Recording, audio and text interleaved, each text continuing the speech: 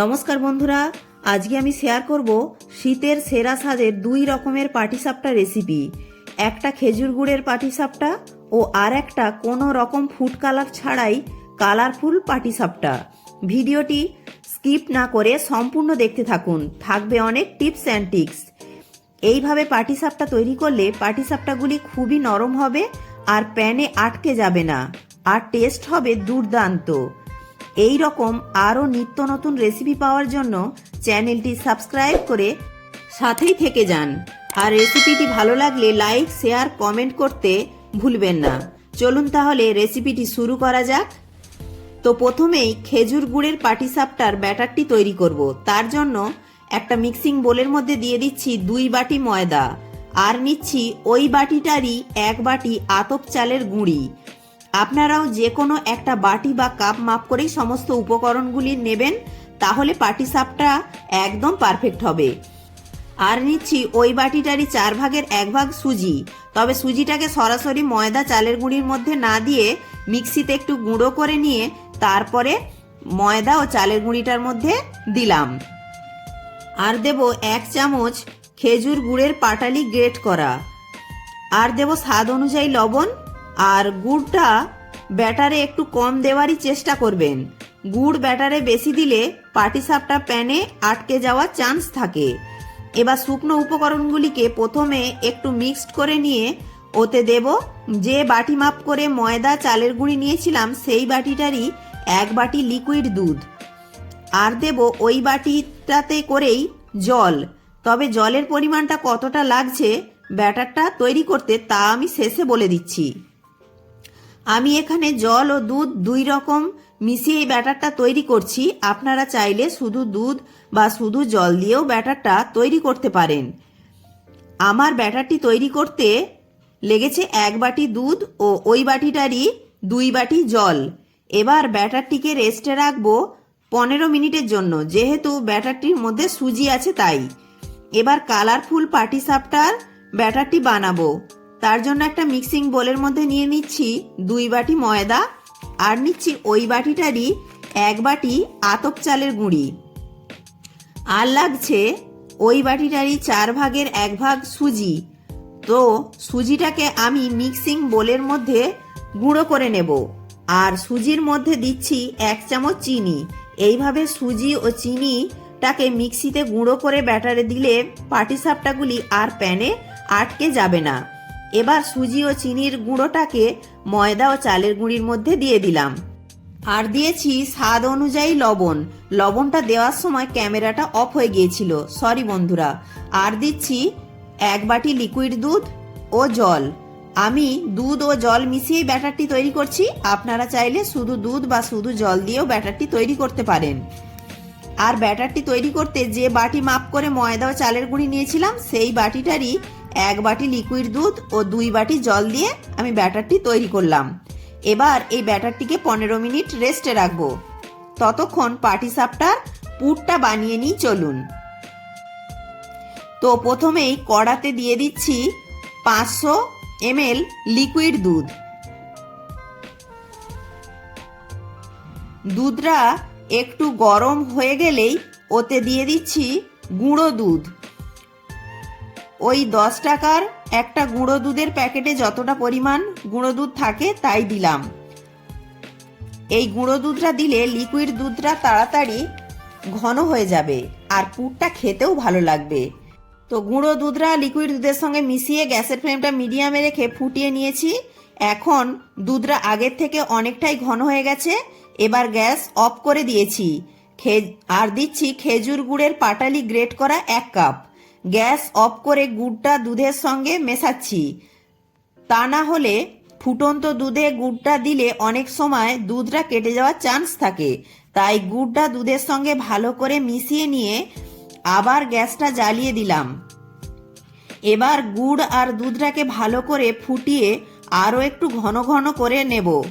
তো দেখুন গুড় আর দুধ ফুটে ফুটে বেশ ঘন হয়ে গেছে। এবার ওতে দেব 2টি মাঝারি সাইজের নারকেল কোড়া। কারণ যেহেতু 2 রকমের পাটিসাপটা বানাবো তাই নারকেল একটু বেশিই দিলাম। আর আজকের 2 রকম পাটিসাপটার জন্য এই একটাই পুর হবে। এবার নারকেলটাকে গুড় ও দুধের সঙ্গে নেড়েচেড়ে ভালো করে জাল করে নেব। তো নারকেলটা দুধ ও গুড়ের সঙ্গে নেড়েচেড়ে এই রকম শুকনো শুকনো ঝরঝরে করে নেব। যখন দেখবেন নারকেলের পুরটা এই রকম কড়ার গা থেকে ছেড়ে উঠে আসছে আর এক জায়গায় জড়ো হয়ে যাচ্ছে, তখন বুঝবেন পুরটা তৈরি হয়ে গেছে। এবার গ্যাস অফ করে একটা পাত্রে নামিয়ে রেখে দেব। আর এইদিকে গুড়ের পাটিসাপটা বানানোর জন্য ব্যাটারটা রেস্টে রেখেছিলাম। এবার ব্যাটারের ঘনত্বটা দেখুন, ঠিক এই রকম, খুব ঘন হবে না, একটু পাতলা হবে, তবে আবার জলের মতো পাতলাও হবে না। ব্যাটারের ঘনত্বটা দেখে নিশ্চয়ই বুঝতে পাচ্ছেন। এবার একটা ফ্রাই প্যান ভালো করে গরম করে তাতে একটু সাদা তেল ব্রাশ করে দিচ্ছি। তারপর 1 হাতা ব্যাটার দিয়ে তাওয়ার হ্যান্ডেলটা ধরে একটু ব্যাটারটিকে তাওয়ার চারিদিকে ছড়িয়ে দিচ্ছি।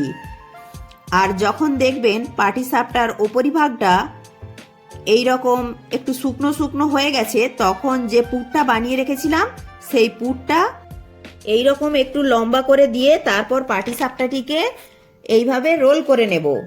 এবার পাটিসাপটাটিকে তাওয়ার মধ্যে এইভাবে একটু গড়িয়ে নেব, তাতে করে পাটিসাপটাগুলি খুব সুন্দরভাবে ভাজা হয়ে যাবে আর সুন্দর একটা শেপও আসবে পাটিসাপটার মধ্যে। এবার পাটিসাপটাটিকে তাওয়া থেকে তুলে একটা পাত্রের মধ্যে রেখে দেব। এইভাবে একে একে সব খেজুর গুড়ের পাটিসাপটাগুলি তৈরি করে নিলাম। এবার সেই মজাদার কালারফুল পাটিসাপটাটি বানানোর জন্য যে ব্যাটারটি রেস্টে রেখেছিলাম, তো সেই ব্যাটারের ঘনত্বটা দেখুন একদম ঠিকঠাক আছে পাটিসাপটা বানানোর জন্য। আপনারা ব্যাটারের ঘনত্বটা দেখে নিশ্চয়ই বুঝতে পাচ্ছেন। এবার কালারফুল পাটিসাপটার কালারটা তৈরি করব। তার জন্য কোনো রকম ফুড কালার লাগবে না। তার জন্য নিয়েছি একটা বিটটাকে প্রথমে ছাড়িয়ে ধুয়ে তারপর ছোট ছোট কুচি করে কেটে নিয়েছি। এবার একটা মিক্সিতে দিয়ে দিলাম আর অল্প একটু জল দিয়ে পেস্ট করে নেব। তো দেখুন খুব সুন্দরভাবে পেস্ট করে নিয়েছি। এবার একটা ছাঁকনির মধ্যে পেস্টটা দিয়ে একটা চামচের সাহায্যে চেপে চেপে রসটা বের করে নেব। তারপর যে সাদা ব্যাটারটা বানিয়ে রেখেছিলাম সেখান থেকে 1 হাতা ব্যাটার ও 2 চামচ ময়দা দিয়ে গুলে নেব। ভিডিওটি ভালো লাগলে অবশ্যই একটি লাইক করবেন। আপনাদের একটি লাইক আমাকে পরবর্তী ভিডিও বানাতে উৎসাহ জাগাবে। এবার নিয়েছি এই রকম একটা জলের বোতল আর বোতলের মুখটা একটা ছুঁচের সাহায্যে একটা ফুটো করে নিয়েছি। এবার এরকম একটা ফানেলের সাহায্যে বিটের ব্যাটারটিকে বোতলের মধ্যে ঢুকিয়ে দেব। তারপর বোতলের মুখটা বন্ধ করে দেব। এবার তাওয়াটাকে ভালো করে গরম করে নিয়েছি। তারপর খুবই অল্প একটু সাদা তেল ব্রাশ করে দিলাম। এবার গ্যাসের ফ্লেমটা লোতে রেখে বোতলটা ঘুরিয়ে ঘুরিয়ে এই রকম গোল গোল করে ডিজাইনটা করে নেব। তবে আপনারা আপনাদের পছন্দ মতো ডিজাইনও করতে পারেন।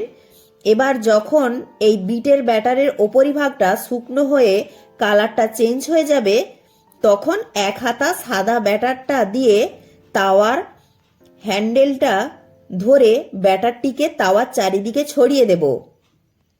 আর এই পাটিসাপটাগুলি বানানো কিন্তু খুবই সহজ। এবার যখন দেখবেন পাটিসাপটার ওপরিভাগটা শুকনো শুকনো হয়ে গেছে আর পাটিসাপটাটি তাওয়ার গা থেকে ছাড়তে শুরু করেছে, তখন যে পুরটা বানিয়ে রেখেছিলাম সেটা দিয়ে দেব। এবার পাটিসাপটাটিকে আস্তে আস্তে রোল পাকিয়ে নেব। দেখুন পাটিসাপটাটি দেখতে কত সুন্দর লাগছে, বাচ্চা থেকে বড় সকলেরই ভীষণ পছন্দ হবে। এবার পাটিসাপটাটিকে তাওয়ার মধ্যে একটু গড়িয়ে নেব, তাতে করে পাটিসাপটাটি খুব সুন্দরভাবে ভাজাও হয়ে যাবে আর খুব সুন্দর শেপও নেবে।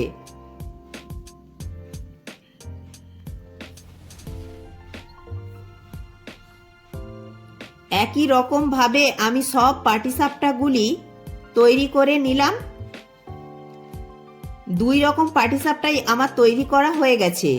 পাটিসাপটাগুলি দেখতে যেমন সুন্দর লাগছে, খেতে তার থেকেও বেশি মজার লাগে।